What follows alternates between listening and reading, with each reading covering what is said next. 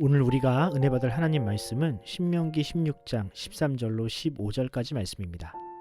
너희 타작마당과 포도주 틀에 소출을 거두어 들인 후에 이래 동안 초막절을 지킬 것이요 절기를 지킬 때에는 너와 내 자녀와 노비와 내 성중에 거주하는 레위인과 객과 고아와 과부가 함께 즐거워하되 내 하나님 여호와께서 택하신 곳에서 너는 이래 동안 내 하나님 여호와 앞에서 절기를 지키고 내 하나님 여호와께서 내 모든 소출과 내 손으로 행한 모든 일에 복을 주실 것이니 너는 온전히 즐거워할지니라.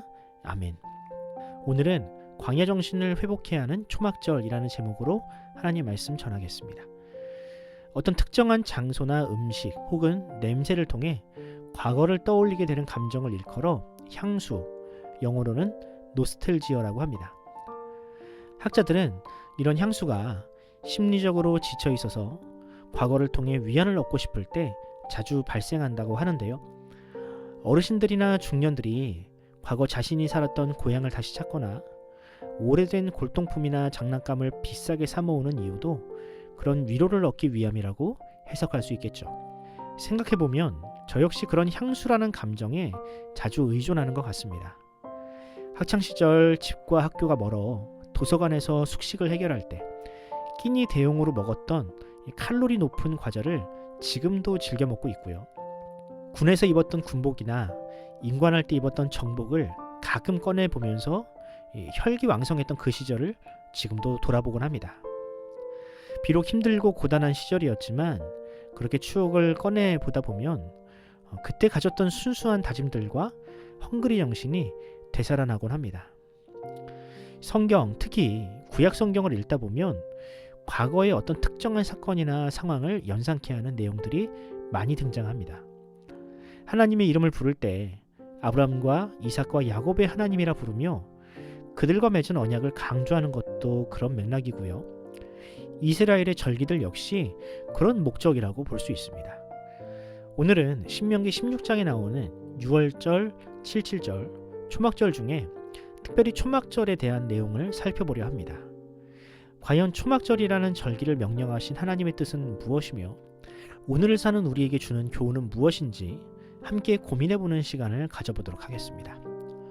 먼저 초막절이라는 절기가 언제 그리고 어떤 방식으로 지켜져야 하는지 살펴보도록 하겠습니다. 초막절은 타작마당과 포도주의 틀의 소출을 거두어들인 후 7일 동안 지켜야 하는 절기였습니다. 이는 유대력으로는 7월 15일, 오늘날의 양력으로는 9월에서 10일경에 해당하는 절기로 한 해의 농사를 마무리한 직후였습니다. 시기적으로 보나 의미로 보나 우리나라 추석과 비슷한 부분이 많죠. 더도 말고 덜도 말고 한가위만 같아라 라는 말이 있는 것처럼 초막절을 보내는 가나안 땅에도 풍요와 재화가 넘쳤습니다. 그런 풍요를 마주하면 사람은 저절로 나태해지고 그것을 누리고 싶은 마음이 생기게 됩니다.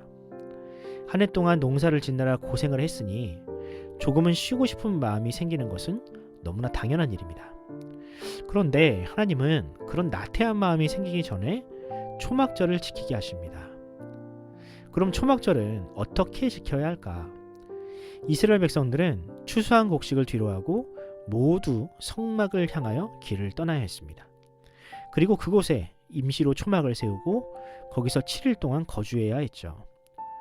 마치 애굽에서 나와 광야에서 40년을 방황해야 했던 그들의 조상들처럼 그들 역시 풍천노숙을 하면서 하나님의 은혜를 되새기는 시간을 가졌던 것입니다.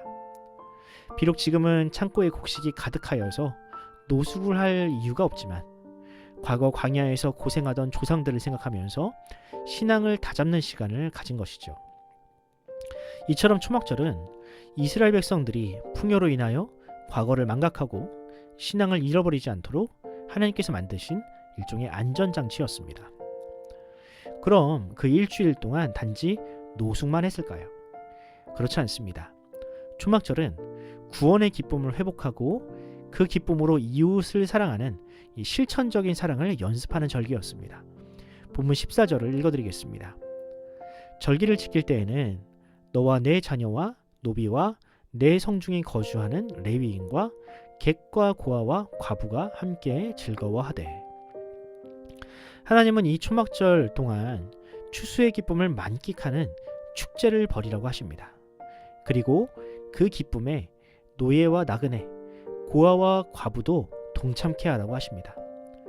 사실 그들은 이 기쁨에 동참할 수 없는 사람들이었습니다. 왜냐하면 그들은 물려받은 기업, 즉 땅이 없는 존재이기에 이 추수의 기쁨이 무엇인지 알 수 없었습니다. 그들은 그저 다른 사람이 추수할 때 떨어지는 이상만으로 만족해야 하는 비참한 사람들이었습니다. 그래서 하나님은 이스라엘 백성들로 하여금 그런 사회적 약자를 돌보게 하심으로 이 초막절만큼은 그 땅에 있는 모두가 한마음으로 기뻐하게 하셨습니다. 왜냐하면 한때 이스라엘 백성들도 그들과 마찬가지로 땅이 없는 나그네로 살아야 했기 때문입니다. 그동안은 너무나 바쁘게 사느라 주변을 둘러볼 여유가 없었다면 이제는 이웃의 아픔을 돌아보는 그런 실천적인 사랑을 연습하는 기간으로 정하신 것입니다. 저는 본문을 묵상하면서 문득 누가복음 12장에 나오는 부자의 비유가 떠올랐습니다. 그 비유에는 풍년이 들자 더 많은 곡식을 저장하기 위해 창고를 늘리는 부자의 이야기가 나오는데요. 그 부자가 곡식을 쌓아놓고 뭐라고 합니까? 누가복음 12장 19절입니다.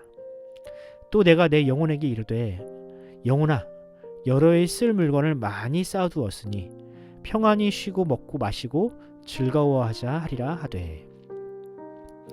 하나님은 부자의 이 말을 들으시고 이렇게 말씀하십니다. 오늘 밤 내 영혼을 도로 찾을 것이다. 솔직히 저는 예전에 이 비유를 들으면 잘 이해가 되지 않았습니다. 이 부자의 행동 중에 무엇이 잘못이었을까요? 추수한 곡식을 보관할 창고가 부족하여 창고를 늘리는 것은 지극히 상식적인 행동 아닌가요? 하지만 유대인들은 이 비유를 듣고 직관적으로 이 부자가 무엇을 잘못했는지 알 수 있었습니다. 왜냐하면 그들은 태어날 때부터 이 초막절이라는 절기를 지켜왔기 때문입니다. 이 부자가 추수한 이후에 가장 먼저 지어야 할 것은 창고가 아닌 초막이었으며 곡식과 물건을 쌓기 전에 먼저 해야 할 일은 그것들을 가지고 가난한 자를 돌보는 일이었습니다. 하지만 이 부자는 그렇게 하지 않았으며 이는 하나님이 명령한 초막절이라는 절기를 지키지 않았다는 뜻과 다르지 않습니다. 이처럼 초막절이라는 절기는 하나님의 말씀을 삶 속에서 실천하고 구현해내는 절기였습니다. 하나님께서 기뻐하시는 참 예배란 이웃과 함께 기뻐하고 즐거워하는 것이며 풍요가 주는 매너리즘에서 벗어날 수 있도록 주기적으로 광야 정신을 회복케 하는 것이 초막절의 목표였습니다. 여러분은 하나님께서 명령하신 그 초막을 지키고 있습니까? 풍요와 안락함에 젖어 하나님을 위한 초막이 아니라 여러분만을 위한 더 큰 창고를 짓고 있지는 않습니까? 사랑하는 성도 여러분, 하나님은 우리를 위해 절대로 무너지지 않을 영원한 성막, 초막을 이 땅에 세우셨습니다. 그 초막이 무엇입니까? 바로 예수 그리스도라는 초막입니다. 예수님은 우리가 길을 잃어버리지 않도록 풍요 속에서 나태해지지 않도록 이 땅에 자기 몸으로 십자가를 세우셨습니다. 그 십자가에는 초막절의 정신이 새겨져 있습니다. 이제는 예수님을 따라 우리도 이 땅에 초막을 지어야 합니다. 때로는 평안의 자리를 벗어날 줄 알고 나의 소유를 덜어 이웃과 나누는 그런 불편하고 힘든 일을 감내해야만 합니다. 바로 그것이 우리에게 주신 하나님의 은혜를 지키는 가장 확실한 방법입니다. 바라기는 오늘 하루 하나님께서 여러분을 위해 준비한 그 은혜의 초막이 여러분의 삶의 자리에 우뚝 세워지기를 간절히 소원합니다.